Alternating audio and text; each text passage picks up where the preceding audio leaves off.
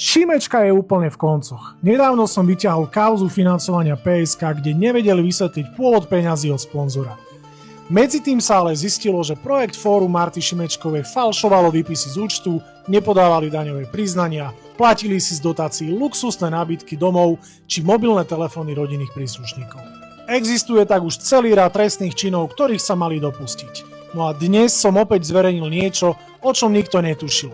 V čase, keď Šimečkové združenie nevedelo zdokladovať peniaze z prvého grantu a bolo intenzívne prešetrované Európskou agentúrou, vytiahli z EÚ ďalších 370 000 eur, hoci vedeli, že majú problém vysvetliť ten prvý grant. Dokonca Európsky ombudsman, ktorý preveroval tento prípad, konštatoval, že ho ani nemali dostať. Zjavne tak došlo možno k falšovaniu dokladov už pri podávaní žiadosti. Ale to nebránilo pani Šimečkovej vyťahnuť z EÚ ďalšie 100 000 eur.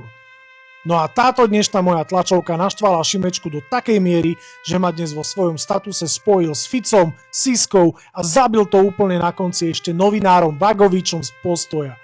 Jednoducho povedané, nové temné sily, ktoré zas prisahali proti slušnej rodine Šimečkovcov.